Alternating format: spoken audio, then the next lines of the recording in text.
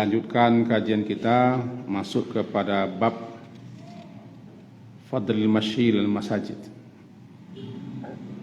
keutamaan berjalan pergi ke masjid. Hadis pertama, an Abi Hurairah radhiyallahu anhu anna an-nabiyya sallallahu alaihi wasallam qala. Dari Abu Hurairah radhiyallahu, semoga Allah meridainya, anna nabi, bahwasanya Nabi sallallahu alaihi wasallam bersabda, man ghada ilal masjid, barang siapa yang pada waktu ghada, pada waktu pagi, pergi ke masjid, auraha, atau pada waktu sore, a'addallahu lahu fil jannah, a'adda, mempersiapkan, menyediakan Allah untuknya, fil jannah, di jannah, di surga, nuzulan, suatu hidangan istimewa, kulama, setiap kali dia ghada auraha, setiap kali dia pergi di waktu pagi dan di waktu sore ke masjid. Hadis disepakati oleh Imam Bukhari dan Muslim. Mari kita pahami. Sebagaimana kita ketahui bahwa masjid itu khairul biqa'i fil ard. Masjid itu sebaik-baik tempat, sebaik-baik bidang tanah yang di situ didirikan masjid. Maka tidak ada tempat yang terbaik di permukaan bumi ini selain masjid. Bukan di gedung, istana, di tempat-tempat pertemuan, betapapun indahnya, megahnya, mewahnya, dan betapapun masjid itu sederhana sekali, kecil, tapi itulah tempat yang terbaik. Sehingga dikatakan al-masjidu khairul biqa, masjid itu sebaik-baik tempat di mana orang bisa situ beribadah kepada Allah. Itu satu. Siapa yang datang ke masjid berarti dia datang ke tempat terbaik, dan dia berkunjung, ziarah. Dia ziarah, berkunjung ke rumah Allah. Jadi orang yang datang ke masjid berarti dia sedang berkunjung ke tempat terbaik yang disebut dengan rumah Allah.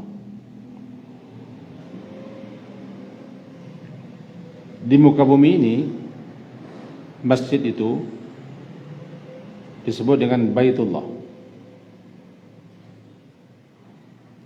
Bukan berarti Allah punya rumah, tapi disandarkan bangunan itu, gedung itu, kepada Allah untuk menunjukkan keagungan, kebesaran, kemuliaan. Maka dikatakanlah dia masjid itu rumah Allah. Ada juga ulama yang memahami bahwa masjid adalah rumah, bangunan yang dibangun untuk beribadah kepada Allah, lalu dihazaf saja menjadi Baitullah. Maka dalam pelajaran-pelajaran yang dapat disimpulkan dari hadis-hadis Nabi,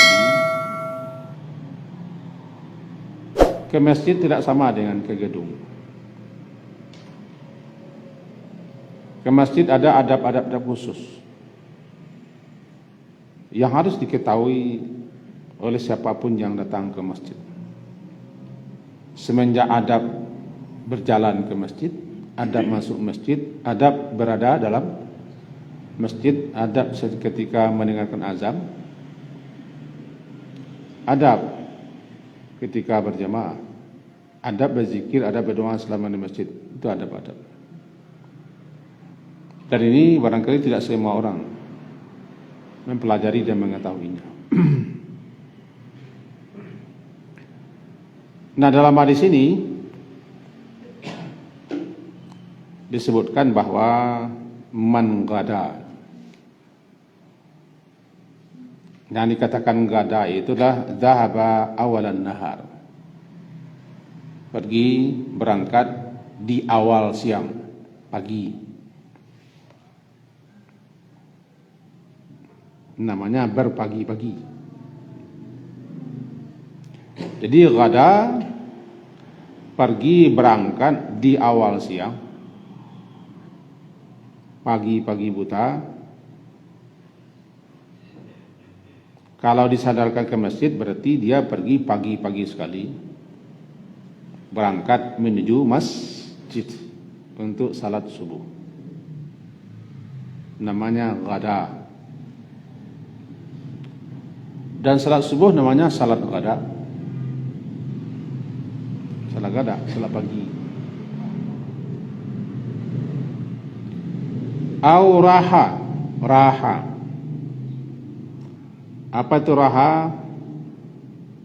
Raha adalah setelah zuhur sampai malam, namanya raha.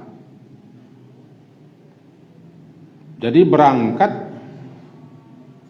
menuju masjid setelah matahari tergelincir, zuhur, juga asar, juga masuk maghrib. Karena banyak ulama memahami raha itu waktunya terbentang semenjak matahari tergelincir zuhur sampai malam.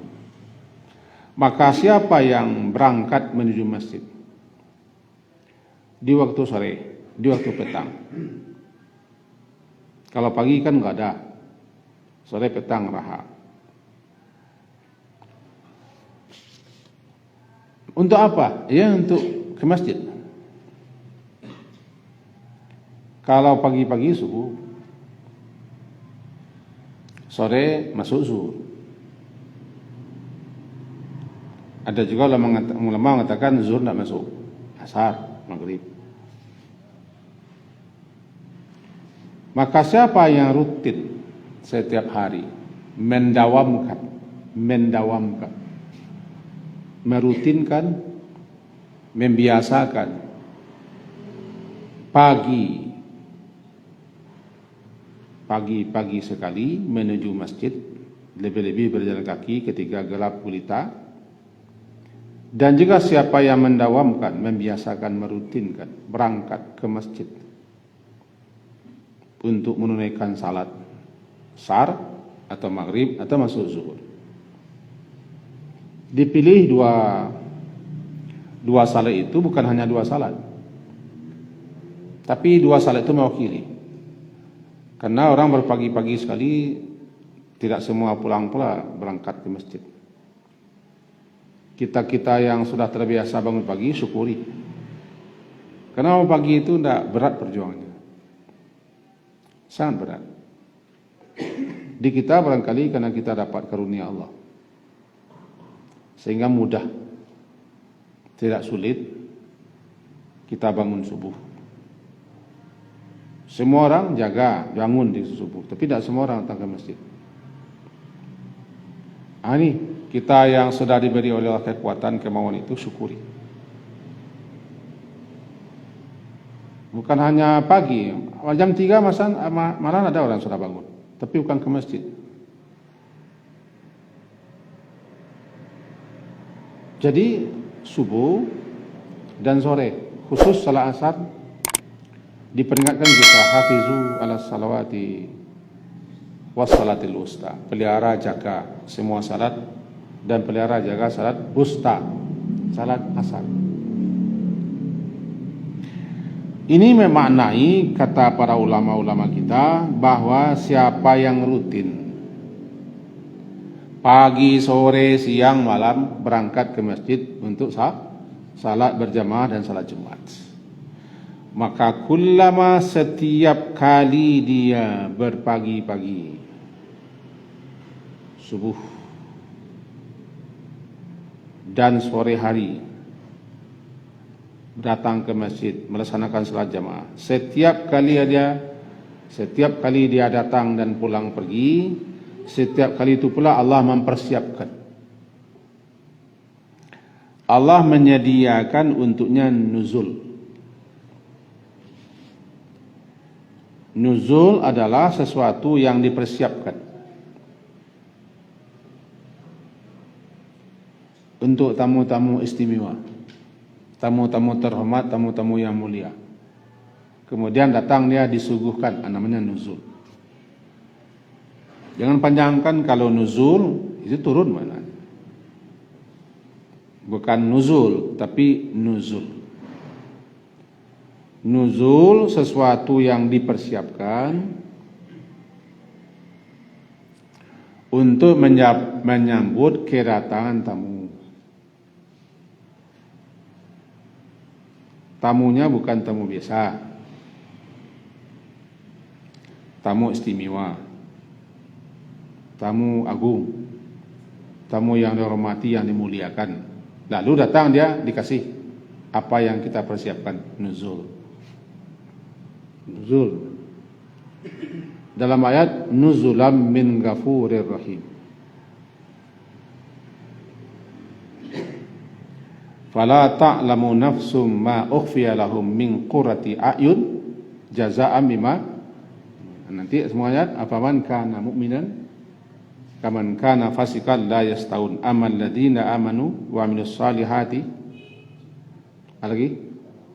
Falahun jannatul ma'wa nuzulan.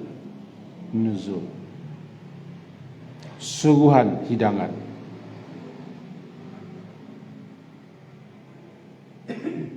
Apalagi yang mempersiapkannya itu Allah, bukan makhluk. Maka setiap kali kita pergi ke masjid dan pulang terus setiap hari, setiap kali itu pula Allah telah mempersiapkan untuknya yang akan disuguhkan, diberikan, dianugerahkan nanti kepada orang ini nanti di akhirat. Karena di jannah bunyinya a'addallahu lahu, a'adda Allah, a'adda hayya, mempersiapkan. Ya, Allah mempersiapkan lahu, untuknya di surga, nuzul. Kalau sekarang diberikan, melimpah-limpah ruah sampai. Saya datang ke masjid, pek galeh cek, termos, berisi radik dalamnya.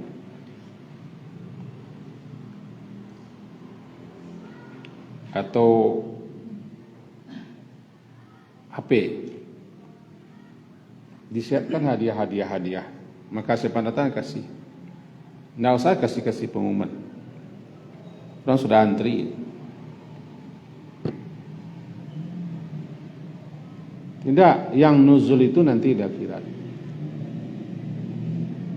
Ada yang percaya, ada yang tidak. Ada yang diperlihatkan, sudah. Sedangkan Sarawamin tegeyong tiap tampilnya magong penjerang, dia nampak. Itu Sarawak, penjerang. Bahkan ada perempuan yang kabarnya ikut memanjat pinang magong.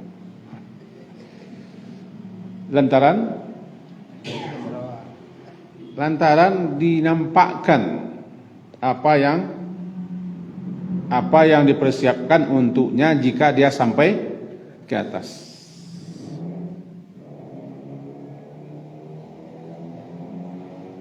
Tidak. Pahala, ganjaran, balasan surga butuh iman, butuh keyakinan, butuh kepercayaan. Jadi kullama berarti setiap kali. Kullama setiap kali dia berangkat pagi, sore, ya siang malam salat 5 waktu. Setiap itu pula Allah persiapkan untuknya. Yang nanti di hari akhirat dia akan menerimanya. Berbagai macam persiapan-persiapan, keistimewaan, kenikmatan, kelezatan yang Allah untukkan kepadanya. Kita baca di kitab syarahannya, ya bisa jadi nanti tempat-tempat istimewa, gedung-gedung istimewa, taman-taman istimewa. Bisa jadi mencakup semua kenikmatan Allah persiapkan untuk ini, karena engkau rutin ke masjid. Dalam surat surat Al-Ma'arij, surat ke-70, itu ayatnya bunyi, walladzina hum ala salawatihim yuhafizun ulaika fi jannatin mukramun. Al-Ma'arij surat ke-70. Dan orang-orang yang yuhafizun, senantiasa selalu menjaga, memelihara salat, tentu saja dengan melaksanakannya berjamaah. Yuhafizun, memelihara, menjaganya. Mereka itu, atau untuk mereka itu nanti, mereka akan berada nanti di surga-surga sebagai tamu-tamu yang dimuliakan. Dan dalam surah Al-Mu'minun, surat ke-23, semenjak ayat 9 sampai 11, walladzina hum ala salawatihim yuhafizun ulaika humul warithun alladzina yarisunal firdaus hum fiha khalidun. Dan orang-orang yang menjaga, memelihara salatnya, tentunya salat wajib, menjaga, memelihara salatnya rutin, mereka lah orang-orang yang akan mewarisi. Ulaika humul warithun alladzina yarisunal firdaus, itu mewarisi firdaus. Firdaus surga tertinggi, di bawah arasy. Dari sanalah memancar semua sungai-sungai surga, namanya firdaus. Ini orang-orang yang memelihara salat, menjaga salat, mendawamkannya berjamaah. Kita tidak kaji wajib atau tidak wajib salat jamaah. Biarkan sajalah para guru-guru kita yang berdebat tentang hukumnya. Yang kita kaji tidak hukum, keistimewaannya. Mereka adalah orang yang mewarisi firdaus, kekal mereka dalamnya, kekal dalam. Ingat, surga yang paling rendah,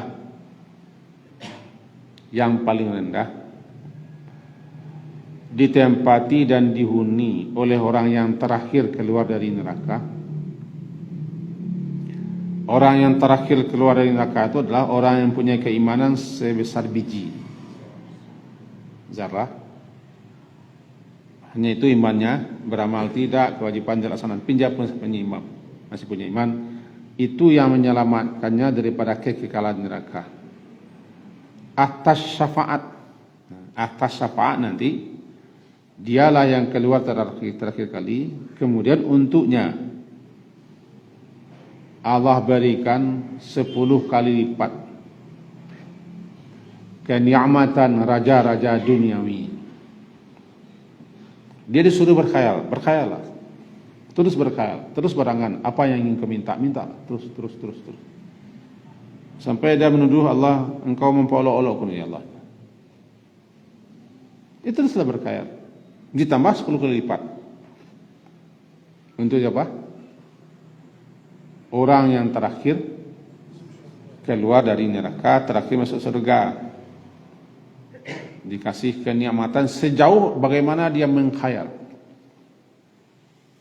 mengangankan segala sesuatu yang akan dimintanya, terus berkhayal, ditambah 10 kali lipat kemewahan raja-raja dunia.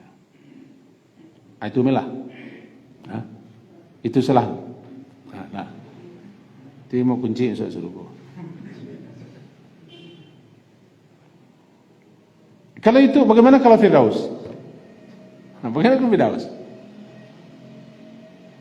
Surga itu ada 100 derajat. Antara satu derajat dengan derajat berikutnya sejauh jarak langit dan bumi.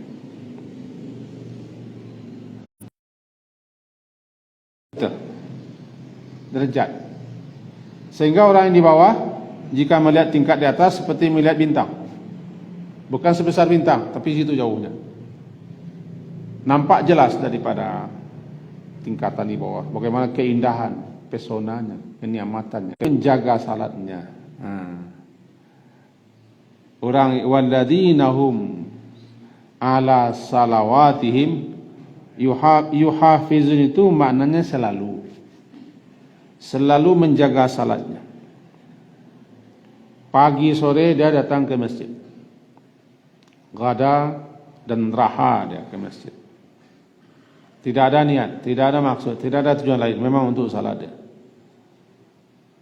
Tiba di kami pesantren tidak dipaksa-paksa, tidak dihadi, tidak dihukum, tidak diberi sanksi. Datang dia ke masjid. Ini anak kita bawa nih. Datang sama masjid. Jangan sampai dibentak, sampai dihukum, sampai diberi sanksi. Datang masjid. Kalau sudah disuruh, dipaksa, dihukum, diberi sanksi, tidak ikhlas lagi. Berpagi-pagi, cepat-cepat datang. Jangan tunggu dipanggil baru datang. Nilainya berbeda. Orang yang sebelum azan datang ke masjid berbeda dengan setelah azan. Jadi setiap kali dia datang ke masjid dan pulang lalu datang lagi, maka setiap kali itu pula hidangannya, suguhannya, dan apa yang Allah persiapkan untuknya bertambah terus di jannah. Inilah dia fadilah. Judulnya Al-Mashyu ilal Masajid. Melangkah berjalan menuju masjid. Melangkah berjalan menuju masjid. Itu judulnya. Bagi orang yang dekat-dekat, utamakan melangkah. Biasakan melangkah.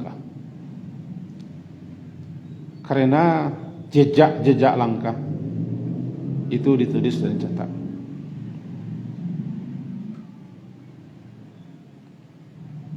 Satu langkah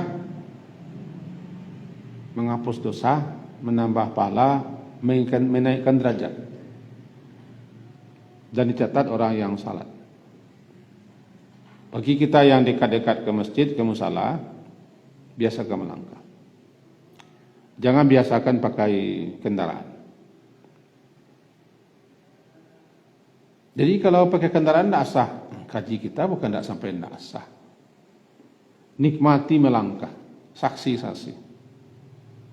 Pakai motor itu kan pakai roda, pakai oli, pakai minyak. Ya Allah tidak akan zalim. Percayalah, tidak akan dizalimi, tidak akan dicurangi pahala itu. Innallaha la yadzlimu mithqala dzarratin. Entak wahsanatai nu'ti minna. Allah tidak akan menzalimi sebesar zarah pun. Surah An-Nisa, surat keempat. Sayangnya saya saja hamba Quran, jadi malu pula saya buka sendiri. Jadi kalau kita buka semua, sama-sama kita buka.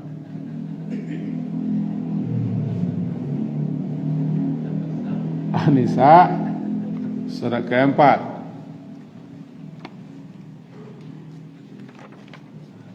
Surat keempat.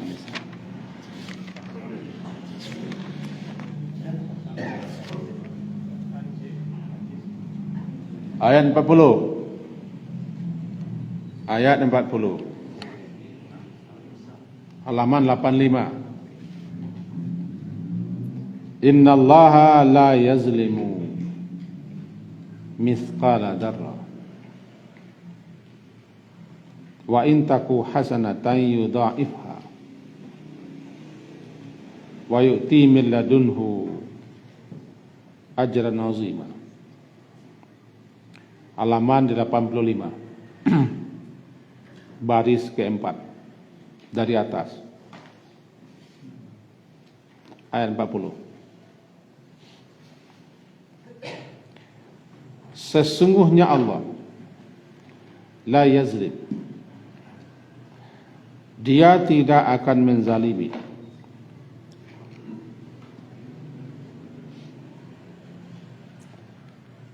Meskipun semiskal, seberat timbangan zarah.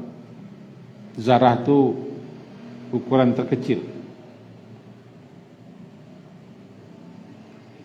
Wa in taku hasanah, dan jika adalah amalan kebaikan itu, ya, wa in taku hasanah, dan jika adalah kebaikan itu, meskipun dia sebesar zarah,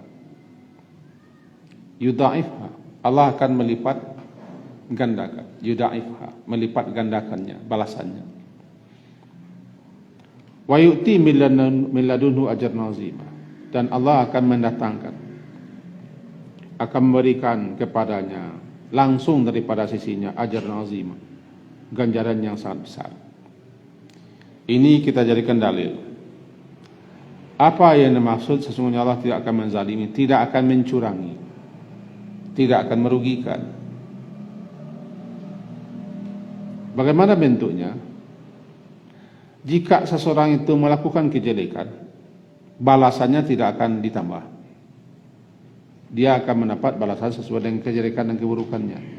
Tapi jika seorang hamba itu melakukan kebaikan, jangankan dicurangi, dirugikan, malah dilipat ganda. Untuk itu, jika beribadah, jangan dihitung-hitung. Jangan ada tawar menawar, ya Allah. Sebesar zarah tidak akan luput daripada balasan Allah. Sebesar zarah. Jikalau anda akan ada yang berkata, ya bonda itu kan pakai minyak, mengerti lah, tidak jauh. Pakai minyak mah, pakai oli, banyak berapa petak. Kalau kami botol kan sampai rodanya. Mengerti Allah, tahu. Kalau kita jauh, sebab kalau kami berjalan ke sini dari Rusia, jauh. Bukares, Rusia.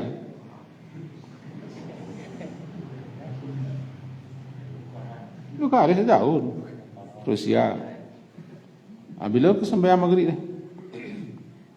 Pasal kami dengan pesawat darat, dan itu tidak akan disia-siakan oleh Allah, sehingga nanti akan ketemu. Ada Banu Salamah. Banu Salamah itu sekelompok kaum, sekelompok orang, serumah gadang yang kelebihannya besar. Banu Salamah melihat di sekitar Masjid Nabawi itu masih ada tanah kosong. Ketika itu kan belum ada sertifikat dan belum ada investor, belum ada investor. Maka karena di sekitar Masjid Nabawi itu masih banyak kosong-kosong, Banu Salamah ini berkeinginan pindah ke dekat masjid. Logikanya supaya cepat datang ke masjid. Kau tidak menjadi ketua kau Banu Salamah. Lalu terdengar bagi Nabi keinginan mereka untuk pindah. Dipanggil Nabi. Apa alasannya? pindah ke dekat Masjid Nabi. Apa alasannya?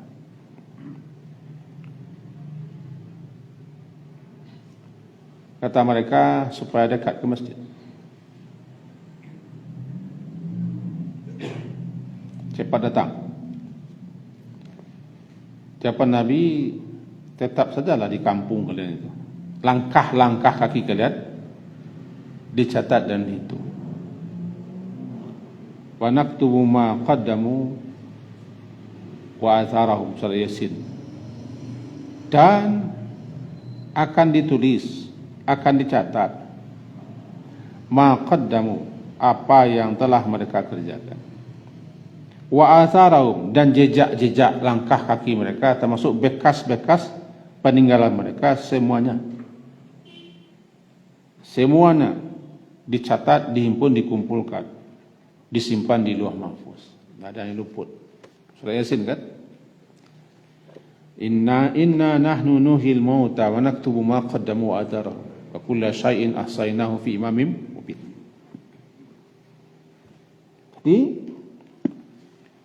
jejak-jejak langkah kita menuju masjid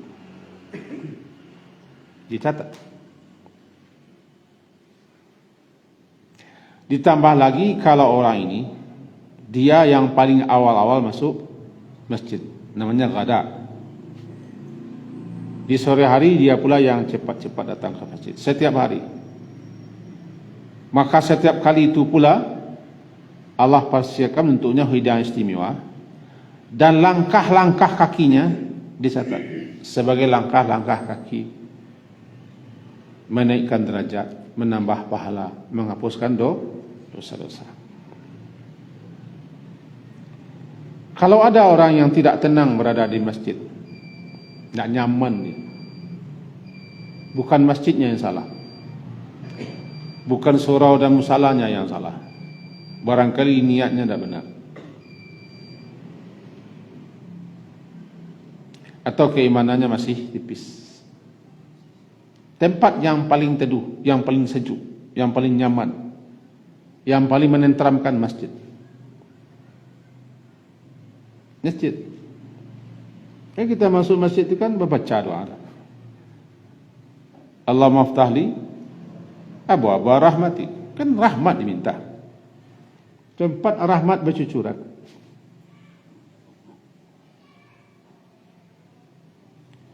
Cuma kenapa kita tidak merasa tenang di masjid? Ya perbaiki lagi niat kita. Gelisah di masjid. Dan tidak mau duduk di masjid. Mengaji orang ini cepat keluar. Tidak mau dia. Maka dia sudah kehilangan sekian banyak fadilah, keutamaan dan pahala. Sebab di masjidlah ketenangan itu adanya. Ketenangan itu ada. Sebab itu rumah Allah, di mana orang kontak berhubungan dengan Allah. Bisa berdoa, bisa berzikir, bisa istighfar, bisa merenung, bisa beribadah. Maka makin cepat orang ke masjid, dia makin cepat ke tempat rahmat. Makin lalai-lalai orang ke masjid, berarti dia makin lalai dapat rahmat. Lah rame-ramenya tinggal. Sebab orang lah dulu repek. Ini kepada anak-anak kami yang kami bawa ini, ya perhatikan itu.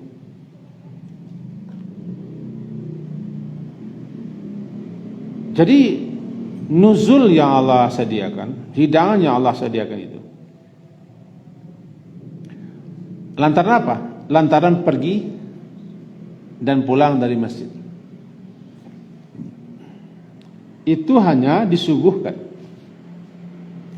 diberikan kepada orang yang pulang pergi pulang menuju masjid untuk salat berjemaah. Untuk salat berjemaah. Kembali kita kepada yang tadi. Lalu bagaimana kita yang jauh dari masjid? Tidak mungkin berkendaraan, tidak mungkin berjalan. Silakan berkendaraan. Itu kurang pahalanya tu. Nanti kita baca kepada hadapan Allah. Kadukan kepada Allah nanti. Kami jauh ya Allah. Kalau berjalan kaki Beliau kata boleh ke Makkah jalan kaki. Berapa banyak salat terlongkang dia. Nanti dihujah. Karena Allah tidak akan menyia-nyiakan. Dia tidak akan menyia-nyiakan amalan walaupun sebesar zarah. Cuman kata para ulama, kita baca dalam syarah hadisnya, mana yang lebih baik berkendaraan dengan berjalan, lebih baik berjalan. Lebih-lebih bagi orang yang dekat di masjid. Contoh, saya rumah paling dekat. Acok mana boleh kena ibu? Nyanyah gitu kan? Nyanyah. Jalan. Nilai berjalan itu saksi, langkah-langkah. Sebab dia sudah dicatat sebagai orang salat dengan catatan berduduk di rumah. Ini anak kami ini kalau pergi dengan Nabi berduduk di sana, supaya nilai berduduk semenjak di tempat tinggal kita menuju masjid itu besar. Karena kita berangkat sudah dianggap sebagai orang salat. Berduduk tempat tinggal di rumah sebelum menuju masjid. Semenjak berwudu itu kemudian datang ke masjid. Tidak ada niat, tidak ada tujuan kecuali untuk salat. Semenjak itu kita sudah catat sebagai orang yang salat. Bawa di musajid itu ketika lapis. Dalam musajid. Jadi yang terbaik di rumah, di tempat tinggal, berwudu. Nanti akan ketemu hadis di bawah. Nah, inti kaji kita malam hari ini adalah bahwa di antara keutamaan dan keistimewaan berjalan ke masjid dan bercepat-cepat datang ke masjid, serta keutamaan menjaga, memelihara, mendawamkan salat berjamaah, bahwa Allah telah mempersiapkan balasan istimewa, ganjaran luar biasa untuk orang ini setiap kali dia datang ke masjid dan pulang dari masjid. Itu kaji kita, lain ragu. Tinggal meminta hidang saya kepada Allah nanti di surga oleh. Amin. Mudah-mudahan kita semuanya masuk surga, dapat hidang istimewa daripada Allah. Silakan sianan dulu ke muka masuk surga. Kita doakan mudah-mudahan kita di muka saudara Allah. Ambil kami dulu. Amin. Sekian, semoga berfaedah dan bermanfaat kaji kita. Diakhiri dengan doa, subhanakallahumma bihamdika asyhadu an la ilaha illa anta astaghfiruka wa atubu ilaik. Sallallahu ala Muhammadin wa ala alihi wa ashabihi jami'in. Alhamdulillah. Assalamualaikum warahmatullahi wabarakatuh. Syukran ya Rabbi, syukran. هديت قلبي شكرا.